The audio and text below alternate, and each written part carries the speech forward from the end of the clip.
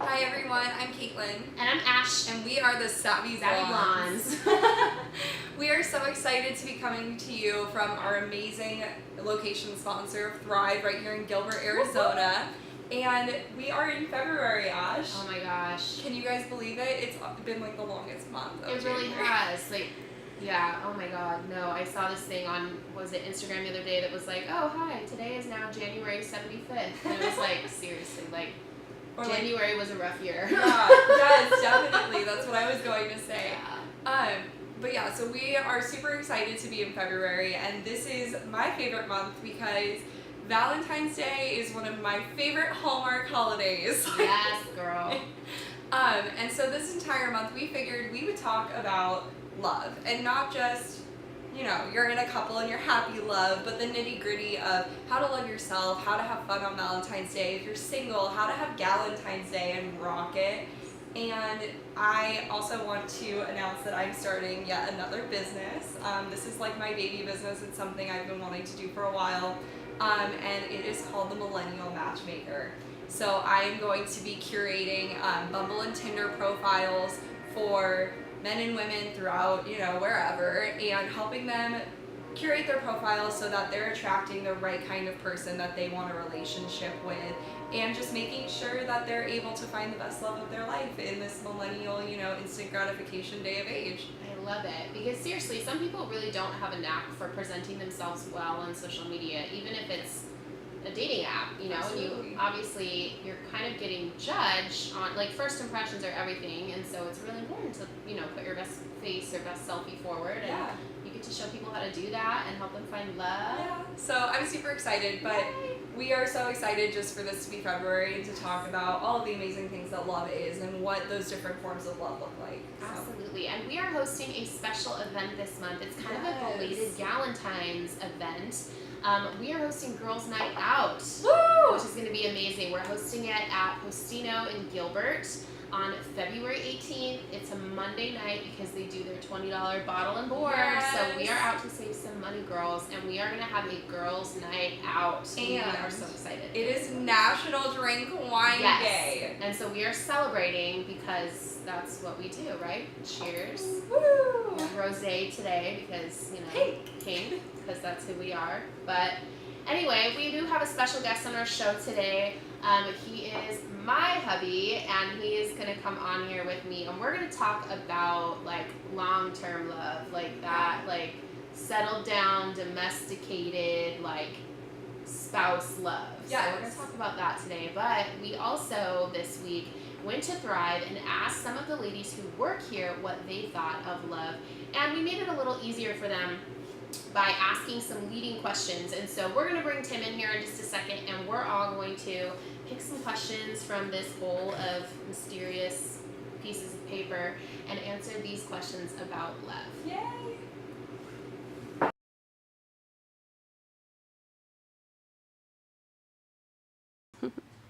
Hello, I'm Catriona Simmental. I'm a beauty and headshot photographer, and I work here at Thrive just to, work on my website and marketing and everything else that goes on behind the scenes of a photographer. Awesome. So you are here answering some questions that Caitlin and I had for you guys about love. So why don't you go ahead and pick your first question and then read it out loud and then think of an answer. Okay. What's the most romantic thing someone has ever done for you? Well, my husband isn't a super romantic, but when I was pregnant with our son, I was 2 months pregnant, and it was my birthday.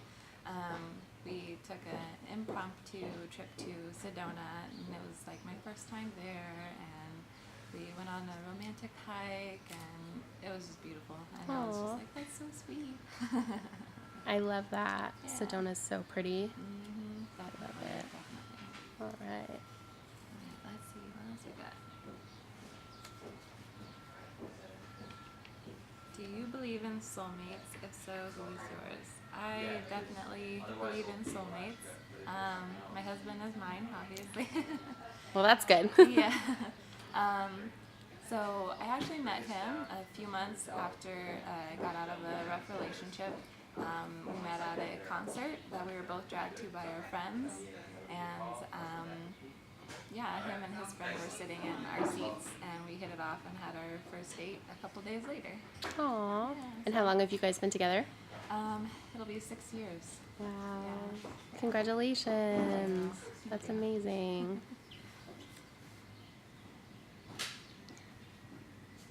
What are your love languages? Definitely words of affirmation and quality time. And I feel like I put that towards like my personal life and also like my business life, because I work with my clients, and that's, I'm building people up every day, and I'm spending time with them, like getting to know them. So that's definitely all me every day. I love it.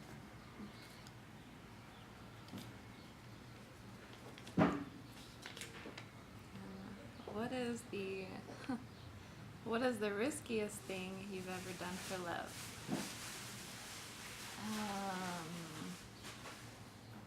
Shoot, I don't know.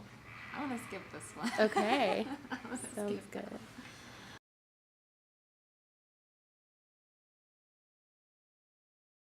Okay, so this is Tim, everybody. Everybody, hi Tim. Hi, Hi Tim. Tim.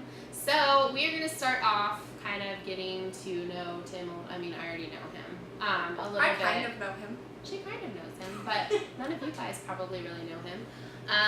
So do you want to introduce yourself a little bit? Just like a quick little. He's like, no, I don't. What are you doing? Do you want me What to I would introduce you say. for you? Go ahead. You got this. Say your name, your age, Yeah. your favorite color. So my name's Tim. Obviously, I'm married to Ashley. We've been married for coming up on 14 years. We have 4 kids, which I'm sure you already know. I happen to be an attorney, and What year were you born? 1986. So he's an even older millennial than I. He's like right, like Crazy. he walks the line. Yeah. Yeah, and my wife always tells me that I'm pretty much a 60-year-old stuck in a, well, now 30-year-old body. So Someday they'll meet like right in the middle, be like a Benjamin Button thing where like your age matches your. yeah, finally my personality matches my age. And I love playing basketball, and That's awesome. Yeah, Perfect. Thank love you it. for being on our channel. What are you drinking tonight, Sir Tim? I'm drinking cold brew from Kyoto. Is it Kyoto coffee? Is that how you say it? PXito or whatever? Like the Is it? P-I-X-O. Yeah. Yeah. I don't know. This is somebody's last name, and I'm sorry for butchering it. Sorry. We're drinking the cold brew though. It's really good. It's really good. Yeah. It's in downtown Chandler for those Yes. of you who are local. Yes, downtown Chandler. Go and find them and ask them how to say their name. Okay, so we have questions. I will go first. Did you crinkle the one that you wanted? Right? Did he like folded one corner Just down? holding mine in my pocket. Yeah. What is the riskiest thing you've ever done for love? Oh my gosh. Oh, I love this story. Okay. I already know it. Do you?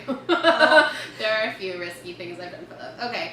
I guess probably the riskiest thing I ever did for love was sophomore year. I had a huge crush on this guy, and he like paid me no mind essentially. So I decided that I wanted to join the track team, even though I can't run, to save my life. Like literally, if there's a zombie apocalypse, I will take the fall because I cannot run. I cannot We're run. gonna carry her on our backs. Maybe. So I joined the track team to try to like spend more time with him and maybe get his attention. And I totally got his attention, but for like all the wrong reasons. He's laughing because he knows it's true. I was a terrible runner, and if my ex-track coach is watching, I'm sorry. I sort of did my best. But it was painful. My parents have like video of me trying to like jump hurdles and run, and it was not cute. So So for all your track aficionados, I know you run hurdles, you don't jump hurdles, so that's maybe reflective of how much was learned during the track season. So clearly not a track star here. I really don't even know much about it. And I wound up getting really bad tendonitis in both my knees, to the point where I had to go get like steroid shots in my knees, and I was in physical therapy, all to try to land this guy. And I do have to say, it was a huge risk, but it did pay off. pretty much dating someone else at the He time was who dating was someone else also at on the the time. track team. And she was like the best, so I was She was the good. worst competing with the best. I love it. That's awesome. I won in the end. Do it. What is the most romantic thing someone has ever done for you? Oh my gosh. Okay, so Besides bringing these cookies. yeah, exactly. Ashley is the love of my life. Sorry, Tim. No, okay. I am like a really big person for words of affirmation. So like thinking about like something that like has physically been done would have to like go back to high school to my first boyfriend basically in high school. Oh, you're like blushing. I love this. Oh my gosh. We had been dating for, I think it was like a 1 month anniversary, which like in high school seems like the That's a craziest big thing. deal. Like when you're 15, that's like the coolest thing ever. And I got into his car and he had been like super like not talking to me the entire day. He was a year older, so he was driving. And I was like, are you gonna break up with me? And he was like, no, Dumbo. Like look at, like just get in the car, like look ahead, whatever. And I like sit down and I like keep staring at him. He's like, just look straight. Like why do you keep looking at me? And I look, and there's like this beautiful little necklace hanging from the mirror in his car. That's so cute. Yeah, it was so sweet. So that's probably the most romantic thing someone's ever done for me. I love it. Yeah, That's so sweet. we love those youngin' relationships. Right? Which one? No, well, it's the one that you just got. You're not gonna answer, Pick are up you? one. Pick up. He's gonna get it again. I hope so. I was looking right at it. I'm not gonna. Cheater! Alright, read your question. The question is what are your love languages? So for me, Like your top two. yeah. So physical touch and closeness is probably my. I don't know. I think it changes over time after you've been married for 14 years. Certain things become more important than others. That's true. But physical touch and closeness and acts of service are my top two in some order or another. That's a good one. Alright. See if I can pick the other one that's not riskiest. No, I did. Riskiest. I already did that one. Picking another one. Do you believe in soulmates? If so, who is yours? It's okay. We'll be This fine. is another one of the riskiest. I'm just kidding. Okay. Yes, I believe in soulmates. And I think for different people it can look like different. I think some people find their soulmate really early in life and it's kind of that like first love that even though you like move on with your life and maybe you date other people or you don't, like it's just that kind of person that kind of has your heart and you never let them go no matter what. But I think for me, my soulmate definition would have to be that they're like your person. So they're like the first person you think of in the morning and like when you have an issue or you have good news, that's like the first person you call no matter what. And you just feel really connected to them on almost like a spiritual level. And so my soulmate would be Tim. So yes, I believe in soulmates. Aww. And I think it can be defined a number of ways, but Tim is my soulmate. He is stuck with me. I love it. Alright. Here. Oh, I picked one of those two. Wait, shouldn't we take the one Oh. that I just answered out maybe? Yes. Which one was that one? Here. Okay. I picked this one. So Okay. it's okay. Hey, you picked it. What are my All by love yourself. languages? What are your love languages, Caitlin? So like I said, my love languages are definitely like words of affirmation and physical touching. Like I feel like it's funny because like they're polar opposites, but like depending on where I'm at, I either really want somebody to just like tell me that they love me, or I want somebody to show me that they love me. So it depends, like Tim said, depends on the mood. Love it. Oh wait, Last It's one. fine. yeah, so we'll Yeah, keep we this can. one out because this is the one that he answered. Oh, that's true. I just wanted to do the most romantic thing. No. Okay. Well then, what is the most romantic thing someone has done? I'm so for surprised. you? I didn't know this question was coming. Surprise. No, so I just because I love something that Ashley does for me every year for Christmas. She does wife advent or husband advent, I guess whichever way you want to phrase it. Take notes, guys. And so during the month of December, every day there's usually a little note next to my nightstand, and it's something that day that she's gonna do for me or give me, and usually it's, I mean, it's little things or big things, just depends. But sometimes it's encouraging notes. Sometimes it's things that we can't talk about on YouTube. So I think that's romantic, and I always look forward to it every year. That's so cute. So fun. Right at heart. So we're going to talk about that long-term love and kind of what that looks like. So Caitlin has some questions for Tim and I, and we're just going to have a little convo about this. And feel free to partake. Let's first off start by talking. You guys have been together for 14 years, married, right? So how long were you together, like in all, like before marriage? Before we got married, like a year and a half. Yeah. Well, whatever it was, February 13th, 2013? 2004. So about a year. I think we were friends for about a year and a half. Okay, awesome. And I've heard your guys' like love story, obviously, and you told us a little bit about it. But tell us like how you guys got together, outside of the track team being the worst one. So I already went through like the worst part of how we got together. Why don't you share the best part of how we got together? Yeah. Well, so sophomore year, we had like every class together. I mean, almost literally. No, literally almost every class. Except It was a maybe really math. small high school. No, we had math together. Okay. So. We can tell who has the good memory. We had lots of classes together, including cooking class, which was fun. One of my best friends actually had a crush on her, but she didn't reciprocate, and so for a little bit I was giving him time to try to make his move, and figured that was never going to happen. Happened. It just wasn't. Yeah, he made his move, but yeah. And so then I actually talked to him about it and told him that I was thinking about going out with her, and so he told me he was cool with that, and so then I don't know, just sat her down, and during lunch on February 13th, which I wasn't thinking because it's the day before Valentine's Day. But it was also Friday, so it was like the Oh, day that before makes- the weekend. Okay. I don't think I got her flowers. No, because it was like more casual.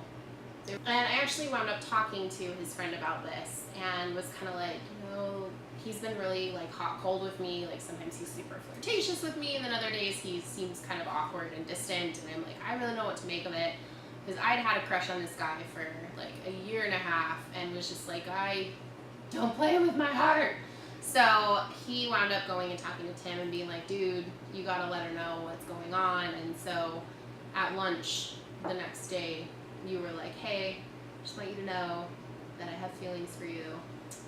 And I got really like panicky at that moment, because I was like, don't screw this up. We call that turtling. What is that? Turtling. Like Explain. a turtle goes into its shell. Oh! Yeah, that's okay. that's what that's called. You turtle. It's like a sex thing or anyways. No, like I was like, there was none of that. Okay. No, but so he told me these things, and I immediately kind of panicked and was like, I don't want to mess this up. So I kind of I think I left you hanging a little bit. And I was like, I like you too, but like, let's keep talking about this. And so we kind of started dating after that, and our first like big official date was prom junior year. So that was fun. And so that's how we started dating. Yeah. I love it. So you guys met like I think in a super conventional way, You met in a school, which like not everybody, goes to university, or if you're on the older side of millennials, like you're not in university anymore, so you don't have that opportunity to meet people in your classes. So like, what advice do you have for people who are trying to meet other millennials, conventionally? That aren't Tinder and Conventionally or Bumble. not conventionally? That are conventional, like that aren't like Bumble or Tinder, like So going like on some coffee old meets fashioned, bagel. yeah, some old fashioned ways to meet people. Like, Yeah. what's your best advice? Do you have any? I don't know. I was thinking about this because, like I said, I'm old-fashioned, and so part of if you're looking to have a relationship and not just like a one-night stand, I was thinking to myself, well, the best way to form a relationship is to have some sort of friendship if you can beforehand, right? Like, your litmus test is not would I sleep with that person, but is, do I like this person? And the only way that you're going to be able to do that is be in some sort of setting in which you can talk to them in a non like, hey, this is awkward and is she looking at me while I'm eating my food kind of situation. Yeah, absolutely. So there's just going out with friends or joining classes or local events and things that you can do or work acquaintances where you can see people in different environments where they're not like in their best because they're trying to impress you or that sort of thing. Yeah, I think that's really good, and I think too, obviously you want to have like common interests, but you also want to accept that not all of your interests are going to be common interests. Tim and I joke a lot about like, dude, if we hadn't met in high school, would we even run in the same circle now? And probably not, because we don't have a ton of common interests. And so making sure that you're not just looking for someone who's like your romantic interest carbon copy of yourself. If you love, running and hiking and dogs, and find someone who likes maybe one or two of those things, but who also has other varied interests. And then hang out at those places where they do those things. So if you're super into hiking and you want to find somebody who's into hiking, go join a hiking group. Or, if you're super into art, go to art studios. Go to those places where people share those passions, are there too, and aren't necessarily like on the prowl looking for someone. Because I think, sometimes it can be a lot of pressure when you're automatically thrown into a date and you're kind of trying to size up the other person. Yeah. So Absolutely. I also want to throw in this new app that came out because I think you guys will enjoy hearing about it. Okay. And so I have found that it's really amazing to bond over things that you hate with people. Like if you have, not things that you have like interest in, but things that you actually hate. Like if you both hate puppies, which if you hate puppies, I don't like you. But please click away from this channel, but subscribe first because we need the numbers. Yes, but that's the point. And so there's this app called Hater, where instead of swiping right on people, you swipe right and left on things that you dislike. And then it matches you with people who commonly dislike the same things as you. That's hilarious. And you get like a percentage list on like your statistics with this person on how many things you dislike. Oh my god. Yeah, so all of you need to join this app because I am so enthusiastic about it, and I need there to be more people in the Arizona area so I can get my clients on it. Right? Oh my Yes. gosh, I love that. That's so funny. Yeah. So how do you guys stay strong as a couple? You've been together for such a long time, and you guys, to me at least, you have a pretty solid relationship from what I've seen and heard. So how do you do it? Do you want to go first on this one, or do you want me to go first? Go ahead. That was number one, how you do it. Right, yeah. And also number 2, which is letting your wife go first. It's always nice. It's always nice when I get to go first. So I think, what was the question again? How do you- Sorry. Yeah, how do we strong. stay strong? Okay. Okay. I think honestly it's hard because I've had a lot of friends be like, I want a relationship like yours and Tim's, and I want that kind of love, and I want that longevity, and I want all of that. And I don't blame you because it's really freaking awesome. But at the same time, like, it's taken a lot of shit to get there.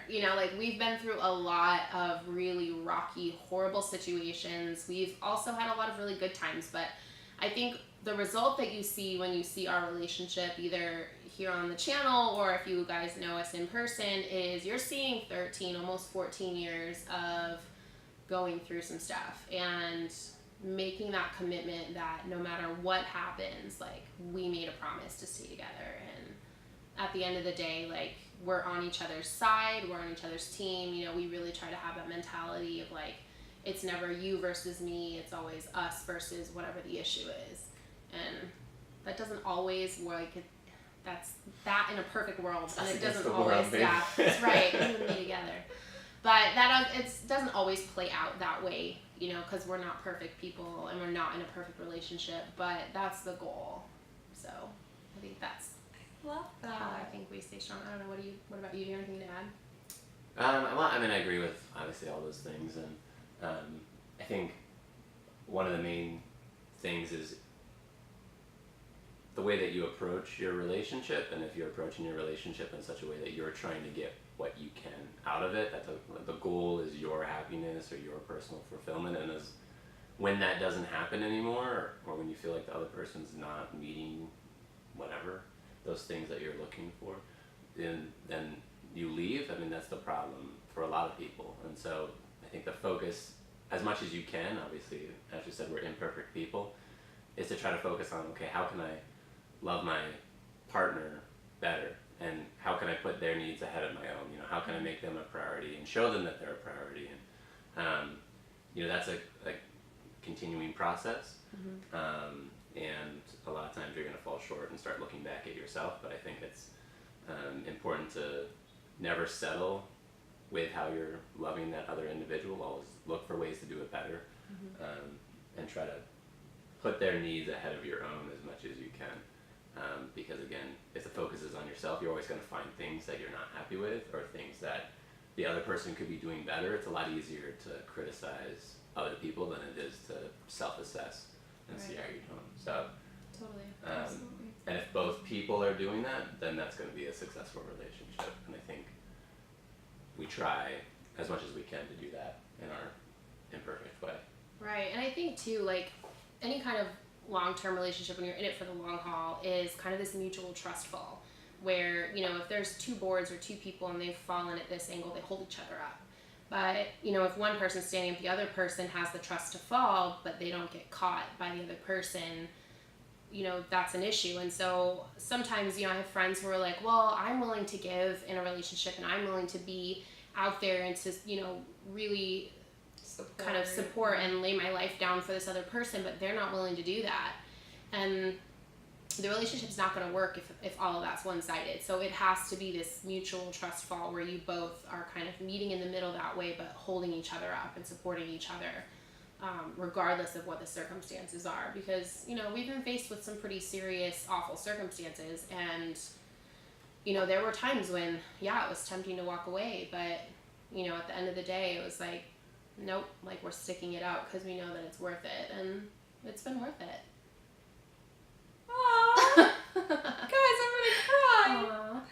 Aww. Okay, well, while I cuddle with my wine bottle, the next thing, what is your guys' biggest piece of advice you have for people who are getting married and staying together? And I know you guys have touched on that. You've touched on the mutual trust fall and, you know, being respectful of one another and caring about one another. But, like, honestly, like, how do you do it? What do you do? So I think, I mean, my other, and this is just from personal experience, my only other piece of advice would try to learn how to be mindful and present early on. Particularly, I mean, for us, we got married really young, and so a lot of our lives were still ahead of us, and so we had college, and we had jobs, and we started having kids, and so all these things were happening, and it was easy to look for the next thing and think, okay, well, you know, when I'm done with school, then I'm gonna have a full-time job, it'll be a little bit easier, our kids will be a little bit older, you know, whatever. And always looking for that next thing instead of being present and enjoying where you're at. And I think it's when you have two people and they're just, as one person describes it, living side by side, almost like roommates, that's gonna be dangerous in some instances, because then you can start looking for emotional satisfaction in other places, because you're both so busy living your own lives, you just happen to sleep in the same bed, as opposed to, you know, sometimes turning and living face to face, taking those moments to, you know, pour into each other's lives, I think is important. So just being mindful and enjoying where you're at, even if it's not where you want to be, realizing that you're there in that moment and you can enjoy it and enjoy that time with the other person that's with you. Yeah. And I think the advice that I would have would be twofold. I think the first one would be to constantly take the time to validate and affirm your spouse and to acknowledge the effort that they're making in the relationship, whether that's something as simple as saying like, hey, I saw you took out the trash today. Even if it's something they do every day, like sometimes it's nice to just hear it again, you know, or even if you know, I told my wife she looks beautiful last week, you know, take the opportunity to tell them again, you know, So I think, Yes. taking that time, like paying attention to your spouse enough to realize what's important to them and making sure that you are either making the sacrifice or making the effort to do something or say something or be something that's important to them on a regular basis as often as you can is important. And I think the last thing for me is, and I'm sure Tim would agree, is that you just have to make a decision and you got to stay there and you got to stick with it. Obviously, there are the major exceptions, things like abuse, things, really horrible situations like that. Obviously, if you're in an abusive situation, you need to get out. But that aside, you have to realize that you are two imperfect humans that are coming together to create this relationship, and you're going to let each other down. But divorce for us was never on the table, and that was never something that we planned for. It was never something that we kind of had as an option in our back pocket. And It's never something that we threatened each other with. no, it was never something we threatened each other That's with good. or said, like, if you don't do XYZ, I'm leaving, or, when you do XYZ, it makes me want to leave you, or it was just never something that we discussed because we didn't want it to ever be an option when it came to problem solving in our relationship. So I think you have to make that decision, and then you just have to dig your heels in and fight through it. That's awesome. Yeah. Yeah, I'm so excited to hear their thoughts, and I don't know, I think that everything that you guys have said is so true. I think regardless of if you're in a relationship or if you're not, you can take the pieces of what Ash and Tim have really shared with us and utilize them, because regardless of if you're in a relationship, you can always make yourself better, and if you're not in a relationship, you can always work on yourself so that you are, just a better person when you get into that relationship with the next person you meet. And so thank you guys for sharing. Yeah, absolutely. Cheers, babe. Woo! Cheers.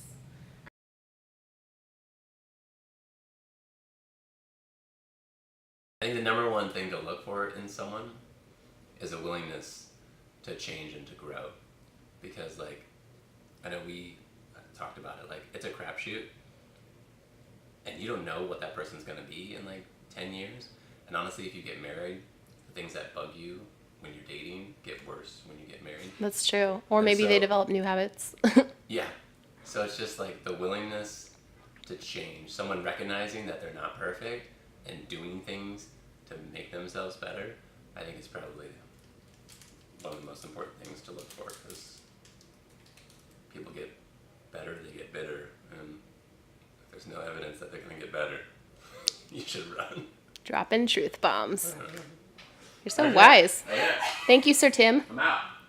All right, guys, we are back, and now we're going to be talking, we're going to switch gears a little bit from the long-term sappy love to self-love. Yeah. And what it looks like to be single, or even, maybe you're military and your spouse is not here to help you celebrate Valentine's, or Maybe you're with somebody and they just don't like Valentine's Day. right, maybe they're aromantic, you don't Yeah. know. So let's chat. I think we're seeing this really big thing popping up with Valentine's Day being a thing. We're really starting to value our friendships a lot more, and I think with Friendsgiving, with Thanksgiving, we're starting to see that, where it's not just about family, and it doesn't just need to be about you and this person. One of the things that I really, really like about doing pageants is that they really want you to have your own identity, and they don't want you to be, you're this person and your significant other. They want you to be, you're this person and you're dating so-and-so. And I think that's starting to really become a valued theme in our society as millennials. We're starting to say, you know what, I'm allowed to be separate from the individual I'm with. Mm-hmm. I'm allowed to be an individual. And Totally. when our parents were growing up, it was very much you were the wife of. Right, yeah, absolutely. And I think part of that too was that, millennials are now starting to break away from traditional gender roles in relationships. And so, back when our parents and our grandparents were, coupled up, the man worked outside the home, and the woman, either had a job as a nurse or a teacher, or Was a stay-at-home she mom. was a stay-at-home mom. And so now we're seeing this huge shift, and even just approaching housework, You know, it's more split 50-50 now, Absolutely. or it's whatever's fair, you know. And so on Valentine's Day, I think it's really hard because regardless of if you're single, you're in a relationship, or maybe that person works really late nights or they're not home all the time. Like, I know the person who does my nails, shout out to her, she's wonderful. Her husband's home like maybe a week out of the month because of his job. And so like, is that going to be the week that he's home for Valentine's Day? Maybe, but you don't know. Or your husband or significant other is in the military, or you know, you're just starting to date. You have all of these different variables, and the most important thing is one, being able to like be alone with yourself and that being okay, and like recognizing that like you're not #forever alone. Because I know like in high school I used to buy roses. Like I would buy like 4 or 5 bouquets of like 12 dozen roses and hand them out to people I knew who didn't have boyfriends or girlfriends on Valentine's Day. That's so sweet. I was a great kid, guys. Aww. Like, I was so aware that, like, I was super single in high school, with the exception of, like, my 2 boyfriends in high school. And, like, I felt so bad because I would walk around being, like, it's Single Awareness Day, and everyone was, like, so sad, you know. My friends were like, I wish I had a boyfriend. And I'm like, you don't need a boyfriend, I'm gonna buy you flowers. Right. But going towards Valentine's Day, you know, I think we're starting to see this really big shift of, you know, if it's your first year dating or it's your first couple of months dating, you're not necessarily going to spend Valentine's Day together, and that's okay. That's fair, yeah. Yeah, and if you are going to spend Valentine's Day together, it either is going to be probably the most extravagant Valentine's Day you're going to have until you get married, or it's going to be the least extravagant Valentine's Day that you have, and it's just going to go up from there. So either way, you have something to look forward to. It just depends on when. And so getting your girlfriends together is amazing, you know, going out to, whether it's Costino's and you're doing wine and bruschetta, or you take a trip and you rent, you know, a Verbo, or, you know, you go get a hotel room and do spa treatments, or you just spoil yourself and you say, you know what, I've wanted a facial for like ever, or I've wanted a massage. So around Valentine's Day, there are wonderful massages on Groupon. Go check them out. Get a $30 like hour-and-a-half long massage. Treat yourself, because like you deserve to give yourself presents too, and to like care about yourself. That's just basic self-care, guys. You can do that any time of the year. Yes. But there are better coupons around Valentine's It's Day. very true. It's very true. Well, and I think it's important to remember too that Valentine's Day and that season is not necessarily about romantic love. It can be about all kinds of love. You know, if you've got kids and maybe no spouse at the moment or no partner at the moment, you can shower your kids with love and spend time with them, or, you know, remind your girlfriends why you love them so much, and, you know, send them flowers, have them send you flowers. It doesn't always have to center around romantic love. Absolutely. It's just a day, I think, like, it's a Hallmark holiday. I mean, this isn't some holiday where it's been going on forever. It's kind of a recent thing with American history and, you know, the world history growing up, and, like, it's just about caring. It's about valuing others and recognizing in them that there's traits and qualities that you appreciate. And you can do that any day of the year. It doesn't just need to be Valentine's Day. And so remembering that too, you know, like I feel like, especially in relationships, I know one of my teachers in high school always would say that he would never buy his wife flowers on Valentine's Day. And I thought that it was like the rudest thing. And I would call him out for it. I had him for 2 years and I was like, that's horrible. Like, why would you not do that?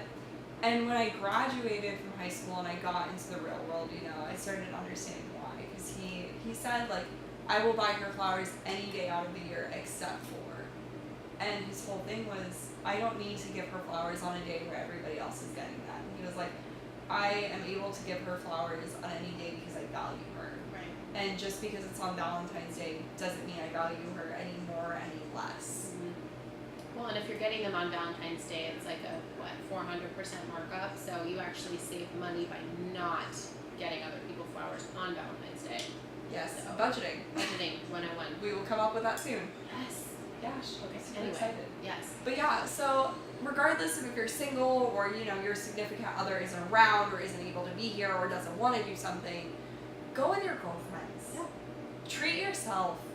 That's all awesome. You know, go buy a book, go on an adventure, go hiking, have an experience that you can say, I spent this Valentine's Day doing this for me, or I spent this Valentine's Day doing this with the people I care about most, because that doesn't just need to be a person that you love romantically. It can be the people that you love like your sisters or your brothers or your family, and that's wonderful and awesome.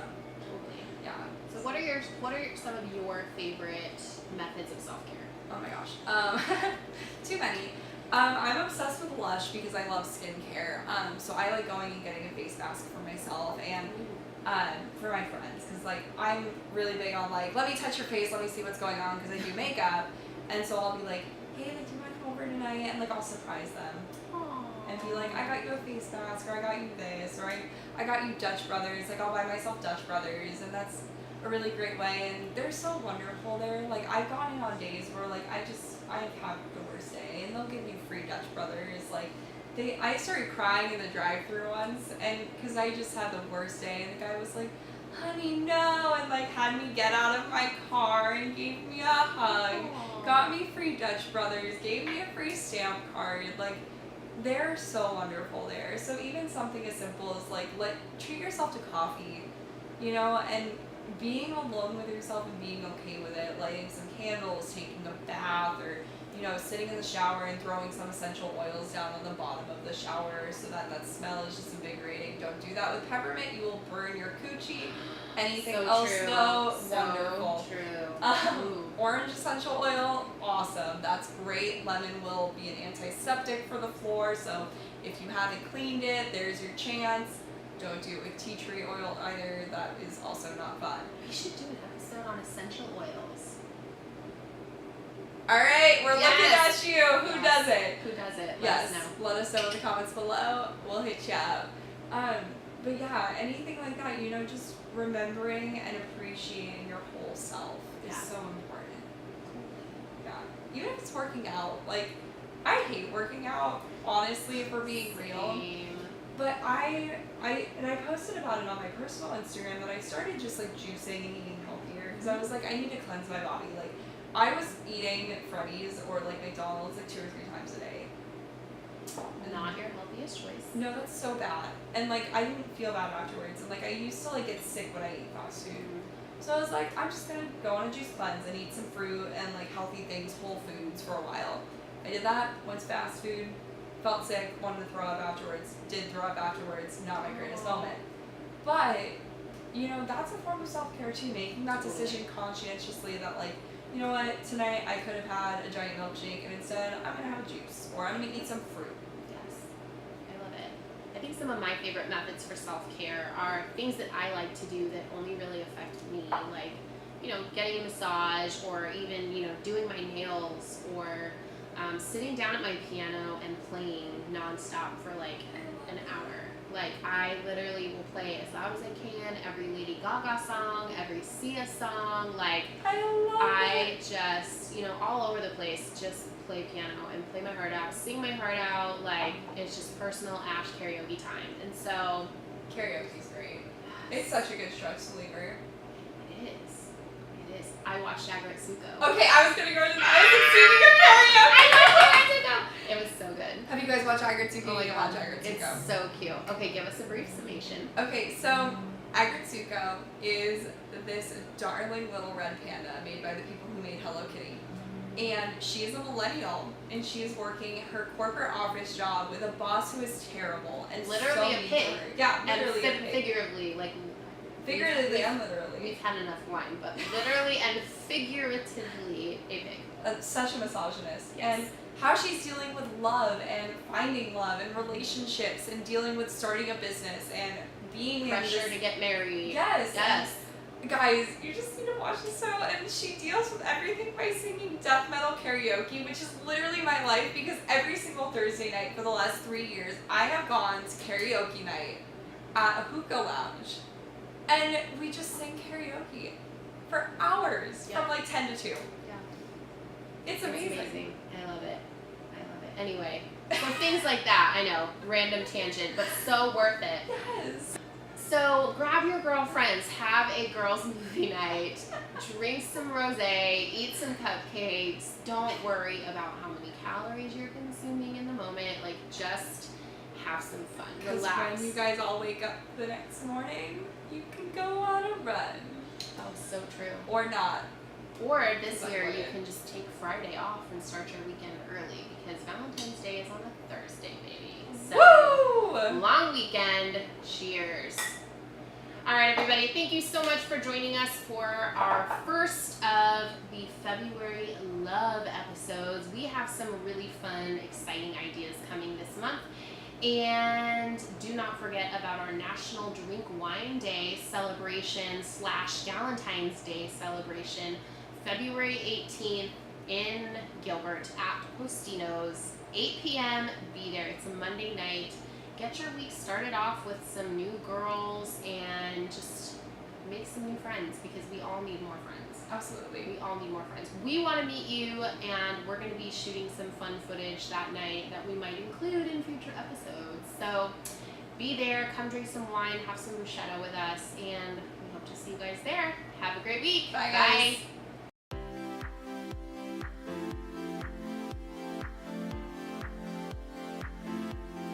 Guys, so much for watching our channel, The Savvy Blondes. We'd love to thank our sponsors, Thrive Co-working for Women here in Gilbert. Thank you so much, Thrive. We're so excited and blessed to be a part of you and to be able to film here. So thanks. Thanks for watching. We'll see you guys next week. Bye, guys. Bye.